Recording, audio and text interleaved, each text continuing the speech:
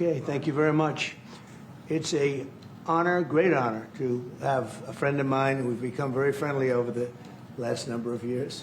We knew each other before, but Mark is the head of NATO, Mark Rutte, Secretary General of NATO, highly respected by everybody that knows him, but in particular the European countries. They have great reliance on him, and he's done a fantastic job. And we had a tremendous meeting, I guess it's about a month ago, and I think Mark will tell you that it was really perhaps more important the date of November 5th. That was the election day. Maybe that was the most important, because we made tremendous progress together. And one of the reasons that you're here today is to hear that we are very unhappy, I am, with Russia. But we'll discuss that maybe a different day. But we're very, very unhappy with them, and we're going to be doing very severe tariffs if we don't have a deal in 50 days. Tariffs at about 100%. You'd call them secondary tariffs. You know what that means. But today we're going to talk about something else. And as you know, we've spent $350 billion approximately on this war with Russia and Ukraine. And we'd like to see it end. It wasn't my war. It was Biden's war. It's not my war. I'm trying to get you out of it. And we want to see it end. And I'm disappointed in President Putin, because I thought we would have had a deal 2 months ago, but it doesn't seem to get there. So based on that, we're going to be doing secondary tariffs if we don't have a deal in 50 days. It's very simple. And they'll be at 100%. And that's the way it is. That can be more simple. That's just the way it is. I hope we don't have to do it. But regardless, we are going to be we make the greatest military equipment in the world, whether it's missiles. You saw that recently in Iran, the way those planes flew in. They hit every single, 14 bombs hit every target. Then you had the helicopters shoot a total of 30 bombs, 30 missiles, and they hit every single, Marco, is that right? Every single, Pete? Every single target. And it was, I guess, on a scale of 0 to 10, they say it was about a 15. That's how successful it was. That's how lethal it was, a word they like to use nowadays. But it was an amazing, well-organized attack that people in this country wanted to do for 24 years. You know, when we had the pilots in last week, they were saying, sir, we've been practicing this for 24 years, meaning people, not them, but other people that are a little older now. But they too, and you were the one that let us do it. But we've been practicing it 3 to 4 times a year for 22, 24 years, because they always knew they had to stop Iran from doing what they were doing, which is trying to come up with a nuclear weapon, a nuclear bomb. And we did it very successfully. And we make the best equipment, the best missiles, the best of everything. The European nations know that. And we've made a deal today, and I'm going to have Mark speak about it, but we've made a deal today where we are going to be sending them weapons, and they're going to be paying for them. The United States will not be having any payment made. We are not buying it, but we will manufacture it, and they're going to be paying for it. Our last meeting of a month ago was very successful in that they agreed to 5%, which is more than $1 trillion a year, so they have a lot of money. And these are wealthy nations. They have a lot of money, and they want to do it. They feel very strongly about it, and we feel strongly about it, too. But we're in for a lot of money, and we don't want to do anymore, and we can't. But we make the best, and we're going to be sending the best to NATO, and in some cases to maybe, at Mark's suggestion, if we go to Germany, where they're going to send early on missiles, and they'll be replaced, and NATO is going to take care of it. It's going to be coordinated by NATO, and they're going to work very much with Matt Whitaker, who's right here, who's a great ambassador, and Matt's going to be coordinating. You better do a good job, Matt. I will. But Matt's going to coordinate. He's a very talented guy. He's going to coordinate everything. So in a nutshell, we're going to make top-of-the-line weapons, and they'll be sent to NATO. NATO may choose to have certain of them sent to other countries where we can get a little additional speed, where the country will release something, and it'll be mostly in the form of a replacement. And I'd like to have Mark, and again, just a highly respected pretty young guy for having had the career that he's had, because he had an amazing career before going to NATO. So we spent a lot of time together over the last couple of months. And if you could say a few words. Absolutely. Thank you. No, Mr. President, dear Donald, this is really big.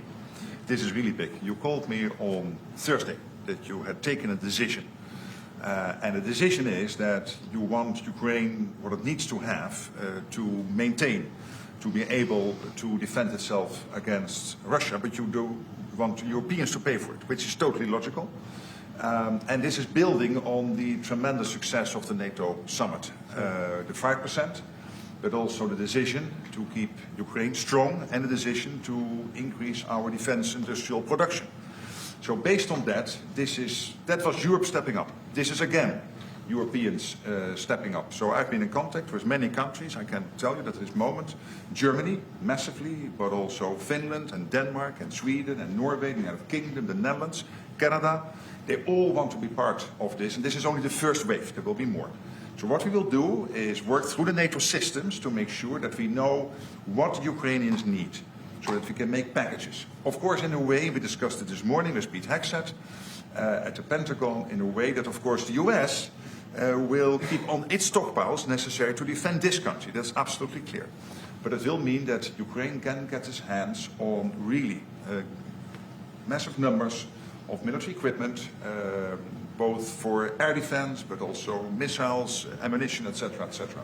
So if I was Vladimir Putin today and hear you speaking about what you were planning to do in 50 days, and this announcement, I would reconsider whether I should not take negotiations about Ukraine more seriously than I was doing at the moment, if I was Vladimir Putin. But when I'm Ukraine, I think this is really great news for them. So I really want to thank you for that, and it means the Europeans paying for it. And again, I mentioned all these countries, we will deal with that. And exactly as you said, that might also mean that countries will move equipment fast into Ukraine, and then the US later backfilling it, because speed is of the essence here. So really, thank you. This is important. You did a great job, and it's a really great job. We've been very successful in settling wars. You have India, Pakistan, you have Rwanda and the Congo that was going on for 30 years. India, by the way, and Pakistan would have been a nuclear war within another week, the way that was going. That was going very badly, and we did that through trade.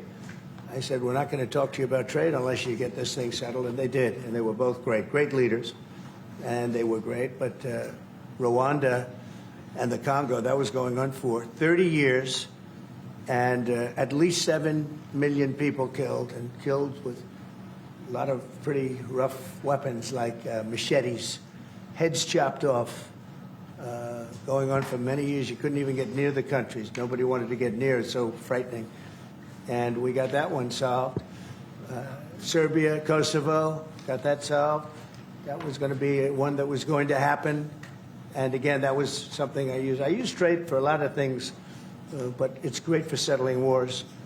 That was really very important. We're working, Marco's working very hard with everybody here on the Strip, the Gaza Strip. I call it the Gaza Strip, one of the worst real estate deals ever made. They gave up the oceanfront property, one of the worst deals ever made. But it was supposed to bring peace, and it didn't bring peace. It brought the opposite. But we're doing pretty well on Gaza. Steve Witkoff is here, and I think we could have something fairly soon to talk about. And we solved other one that we just seem to have, Armenia and Azerbaijan. It looks like that's going to come to a conclusion, successful conclusion. We worked on Egypt with their next-door neighbor, who is a good neighbor. They're friends of mine, but they happened to build a dam which closed up water going into a thing called the Nile. I think if I'm Egypt, I want to have water in the Nile, and we're working on that one. It's a problem, but it's going to get solved. They built one of the biggest dams in the world, a little bit outside of Egypt. You know about that? You've been hearing about that one. And that turned out to be a big problem. I don't know. I think the United States funded the dam. I don't know why they didn't solve the problem before they built the dam. But it's nice when the Nile River has water. It's a very important source of income and life. It's the life of Egypt. And to take that away is pretty incredible. but we think we're going to have that solved very quickly. So we do good. The only one we haven't been able to get to yet is Russia. And I'm not happy. And I will tell you that Ukraine wants to do something. Again, it's a war that should have never started. If I were president, it never would have happened. I used to speak to President Putin about it a lot. It was the apple of his eye. But once I saw what was going on, I said, you know, they're going to have a war here. I was outside. The election was rigged. And I was outside looking in. And I said, you know, that thing's going to be a war. Couldn't believe it. Because what Biden said was the exact opposite of what should have been said. And it started, and it's a real mess. We're losing, I guess they're losing 5,000 or 6,000 people a day. It's actually now more. I was saying 5,000 a day. It's actually more now. Mostly soldiers, but a lot of people in cities and towns that are getting blown up too. It's a horrible war, and it should be stopped. And so if it's not done, if we don't have an agreement in 50 days, that's what we're doing. Secondary tariffs, and they're biting. And I hope we don't get to the point where we do, but I've been hearing so much talk. It's all talk. It's all talk, and then missiles go into Kiev and kill 60 people. It's got to stop. It's got to stop. But the purpose of this is to say that this is a very big deal we've made. This is billions of dollars worth of military equipment is going to be purchased from the United States, going to NATO, et cetera. And that's going to be quickly distributed to the battlefield. Ukraine will take it up. And, you know, say what you want about Ukraine. When the war started, they had no chance. And they still would have had no chance if the equipment, they had the best equipment. Because we do make the best planes and missiles, and we make the best military equipment in the world by far. We have new things coming out that are beyond belief. And I'm very excited about the Golden Dome. It's going to give us very strong protection. We've already started that. But they had courage, because somebody has to use that equipment. And they fought with tremendous courage, and they continue to fight with tremendous courage. But they don't have, they're losing on equipment, and Russia's really taken a very positive, very strong, I mean, what they've done the last couple of weeks. Without military reasons. So what they are doing is 700 drones a day, missiles, bombing cities. This is not because of military goals. It is just creating panic, keeping people out of their sleeps, hitting towns. It's really terrible, and it is meaning a lot of people lose their lives, but also the infrastructure, whole cities being they're wiping out the electric. It's going to take years to rebuild it. That's going to be the next problem. But that's going to take a long time. Many of the cities are knocked down to the ground. Many of the people have left, but many have stayed. I don't know. They actually stay, and most have stayed. Actually, it's incredible that they stay, and knowing that a missile could be hitting your apartment house, and your apartment house that you're sitting in could collapse on top of you. And they do very heavy construction. They don't use rebar. They do very thick concrete construction. Those are heavy buildings, big buildings. And heavy buildings, and they collapse like they're made out of paper. It's unbelievable to see this happening with people, so many people being killed. So we think we're going to make progress, and we hope we're going to make progress. In the meantime, we're going to get you good service on what you need. And we really became friendly with NATO this last meeting. You know, we went from 2% to 5%, which everyone said was not even a possibility. They weren't paying 2%. Many of them were paying much less than 2%. But even those, since you became president, all committed to the 2% before the summit. And now collectively they committed to the 5%. That's right, they did. And they've been very good. And I think I made a lot of friends over there. We had a couple of days of very intensive talks. And they're great people. They're leaders of countries. Many of them great countries, some of them smaller countries, but for the most part, I'd say very solid, strong countries, and very successful. Some of them are among the most successful countries in the world. So that's the story. We hope that's going to have an impact on Vladimir Putin, and we hope it's going to have an impact on Ukraine also. We want to make sure that Ukraine does what they have to do. All of a sudden they may feel emboldened, or maybe they don't want. You know, this is a very difficult situation. Ukraine wants a peace deal. I think so. And they will stay committed to that. There's no doubt. They want Yeah. it. But the Russians have to become They serious. have to continue to want it, though. Yeah, I agree. But You we know, will, you and I because will all of make a sure of sudden- that. All of a sudden, they get no. But you and I will make sure of that. We'll make sure. I feel confident that they will do what has to be done. Plus, we have certain parameters that both sides know, and we already know what should be done. So I think that's going to be it's going to be very strong. We want everlasting peace.